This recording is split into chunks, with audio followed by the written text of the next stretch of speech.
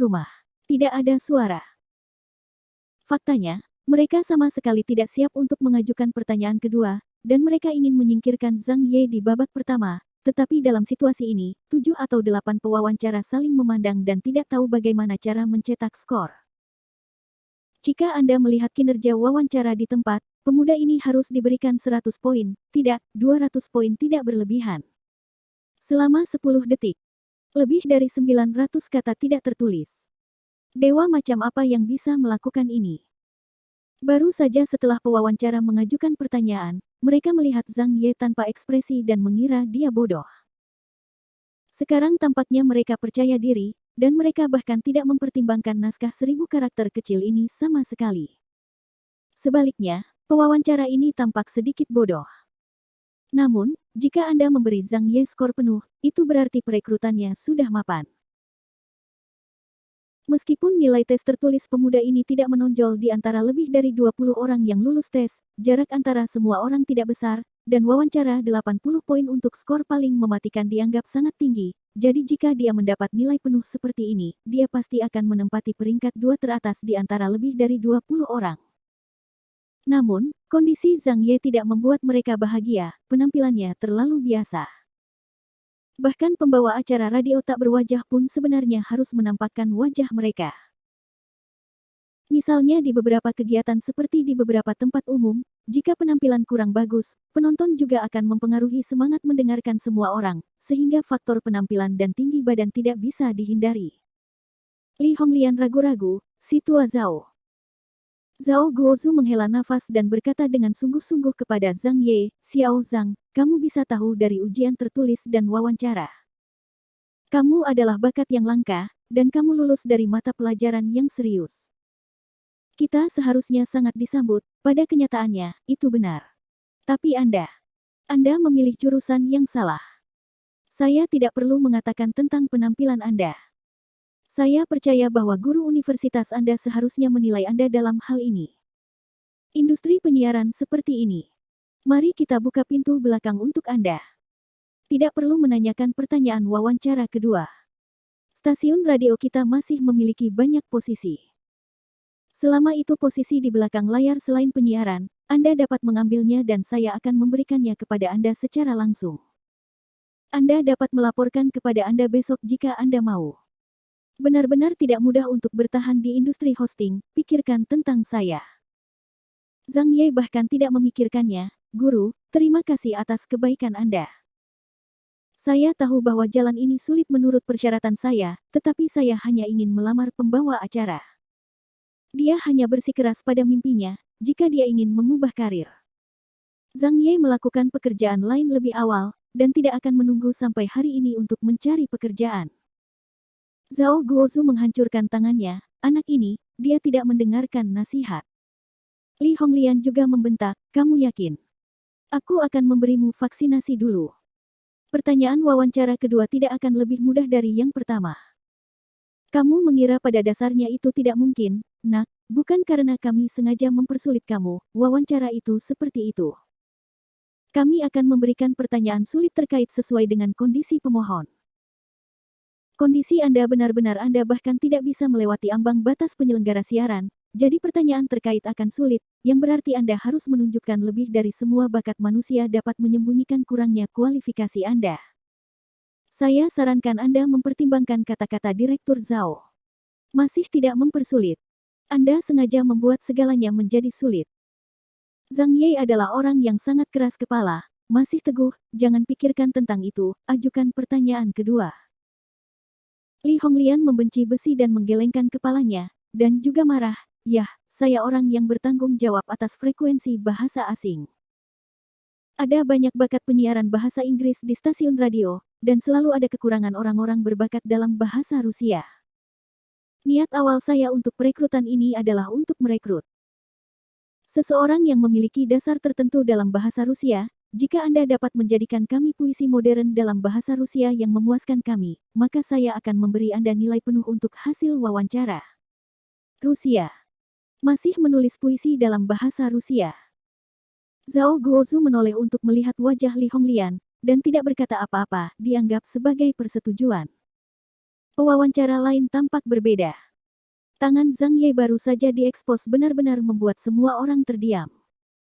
Mengetahui bahwa Zhang Ye adalah orang yang sangat cakap, tetapi dalam industri pembawa acara, itu hanya penampilan yang cacat, kecuali beberapa. Kecuali untuk kasus individu di mana orang-orang berbakat bisa menonjol, hampir tidak ada yang bisa memecahkan situasi ini, jadi pertanyaan kedua ini juga bisa dilihat Li Honglian dan yang lainnya masih tidak berencana memberi Zhang Ye kesempatan. Rusia.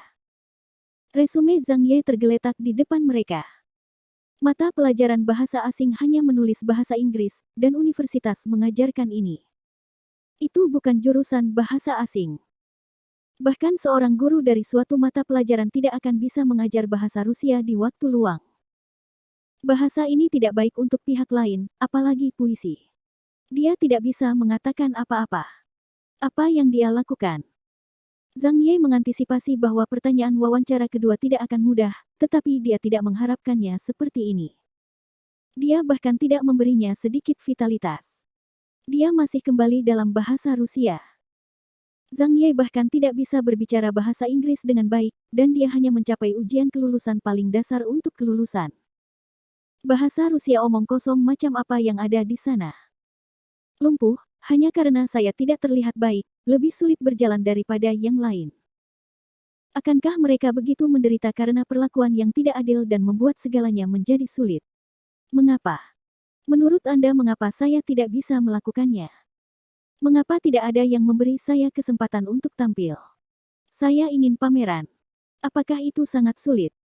Li Honglian menyodok cangkir teh dengan kukunya dan membuat suara berdenting, puisi itu harus asli sendiri. Jangan melafalkan karya terkenal seperti Chen Tianmo atau Wells. Saya pikir itu adalah kemampuan bahasa Anda dan keterampilan sastra yang berasal dari bahasa Anda. Semuanya terhubung, mari kita mulai. Ingin puisi asli. Kemudian, pewawancara berkata dalam hatinya apalagi untuk memulai, mari kita lanjutkan ke orang berikutnya. Bahkan mereka yang berspesialisasi dalam bahasa Rusia pada dasarnya tidak mungkin untuk menulis puisi Rusia, apalagi seseorang yang bahkan tidak mengerti bahasa Rusia. Chen Tianmo. Wells. Siapa ini? Masih familiar. Zhang Ye tiba-tiba teringat, Chen Tianmo sepertinya pernah melihatnya saat mencari di internet. Dia sekarang adalah salah satu penyair paling terkenal di Tiongkok. Saat latar belakang diubah, kumpulan puisi antara Zhang Ye dan Su Zimo di ambang jendela menjadi Chen Tianmo. Saya hampir lupa, Su Zimo Pushkin dan yang lainnya sudah tidak ada lagi di dunia ini, malah ada beberapa penyair di dunia ini dan karya-karya yang belum pernah dia lihat sebelumnya. Zhang Ye baru ingat, dan kemudian dia menggerakkan matanya, dia tidak pernah membaca puisi dunia ini, dan orang-orang di dunia ini pasti belum pernah mendengar puisi terkenal di dunianya sendiri. Zhao Guozu tidak tahan sedikit pun dan menambahkan, Xiao Zhang, sudah terlambat bagimu untuk menyesalinya sekarang. Aku masih harus mengatakan itu. Kamu tidak perlu mengambil pertanyaan kedua. Aku akan mengatur posisi di belakang layar lainnya untukmu. Jangan ikut tes. Mengapa tidak mengikuti ujian? Zhang Ye sudah lama mati lemas, dan mempersulit saya beberapa kali. Apakah Anda masih belum selesai? Ingin membuat puisi asli dalam bahasa Rusia, bukan? Baris. Aku akan membuatkan lagu untukmu hari ini. Jangan berbicara bahasa Rusia. Terus. Zhang Ye tidak pernah belajar bahasa Rusia, tapi itu tidak berarti dia tidak bisa berbicara puisi Rusia. Apakah kedua kalimat ini bertentangan? Faktanya, tidak ada konflik sama sekali. Ketika dia kuliah, para guru di Departemen Penyiaran selalu memiliki berbagai masalah untuk melatih mereka. Misalnya, Zhang Ye ingat dengan sangat jelas bahwa mereka menyiarkan dan berbicara selama paruh kedua tahun pertama. Guru kursus meminta seorang guru asing Rusia untuk merekam puisi prosa Rusia yang terkenal dengan pengucapan standar Rusia. Zhang Ye dan yang lainnya belajar dengan menghafal, Zhang Ye dan teman-teman sekelasnya sengsara. Butuh waktu sebulan penuh untuk menghafalnya. Saya pikir hari-hari itu benar-benar mimpi buruk, tetapi setelah menghafalnya, Zhang Ye tahu apa maksud guru itu. Keterampilan artikulasi dan ingatannya sangat berkurang. Cara menghafal arti kata sangat melatih, dan saya yakin orang-orang dari kelas akademis sudah mengalaminya. Jika tidak berhasil, ayo yang berikutnya. Li Honglian mengejar dan menolak resume. Sambil mengingat keterampilan dasar tahun pertama, Zhang Ye berkata, puisi prosa juga baik-baik saja. Prosa puisi. Li Honglian bodoh, masih prosa puisi. Ini lebih sulit dari puisi modern biasa, belum lagi puisi prosa dalam bahasa asing. Dalam pandangan Li Honglian, dialah satu-satunya yang bisa sedikit berbicara bahasa Rusia. Tapi saya pernah menemui beberapa puisi prosa, bukan Li Honglian mengatakan bahwa dia menulis puisi, dia sangat sulit untuk membaca. Xiao Zhang ini benar-benar cukup baik. Dengan mata terbuka, dia memperbesar kata-katanya, jika Anda harus memilih puisi prosa yang lebih sulit, saya tidak akan menghentikan Anda, selama ini adalah puisi Rusia asli, materi pelajaran apapun boleh-boleh saja. Oke. Zhang Ye memejamkan mata dan tidak berkata apa-apa, dia sedang membuat emosi. Kau sudah selesai. Kenapa kamu belum mulai? Lupakan, kamu bahkan belum belajar bahasa Rusia. Datanglah untuk wawancara lain kali. Bisakah kamu berhenti membuang-buang waktu? Ada yang lain yang mengantri di belakang, kamu kembali, kondisi kamu benar-benar tidak cocok untuk pembawa acara. Sudah lama saya tidak menjawab, dan pewawancara lambat laun menjadi tidak sabar. Mereka tidak percaya bahwa pihak lain sama sekali bisa berbahasa Rusia. Bukankah ini lelucon? Di tengah keraguan dan sarkasme mereka, Zhang Ye memanfaatkan kemarahan Yun dan Tian, membuka matanya dan membuka mulutnya. Kalimat pertama membuat semua pewawancara yang hadir membuka mulut. Pesna oburevestnike, Natsedocravninoch mora veter tuci sobiraet, mesdu tucamii morem petesnike morem pesnike. Apa? Bisakah Anda benar-benar tahu? Bahasa apakah ini? Mata Zhao Guozu untuk sesaat menjadi tumpul, dan dia melihat sekilas pada Li Honglian, Li Tua. Ini. Pewawancara yang tersisa juga menatap Direktur Li dengan mata gelap. Mereka semua tahu bahwa hanya Direktur Li yang tahu bahasa Rusia.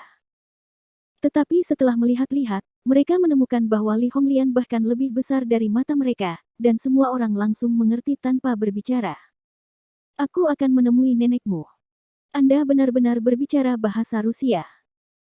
Zhang Ye berkata lebih cepat dan lebih cepat, suaranya bercampur dengan kesombongan, emosinya mengandung ketidakberartian, karena puisi ini membutuhkan emosi pembacaan.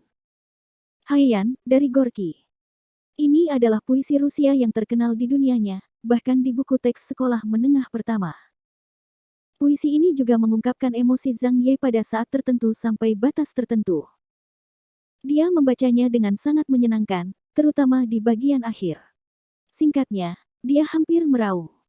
Pus silni granet bura. Hanya puisi. Setiap orang bodoh.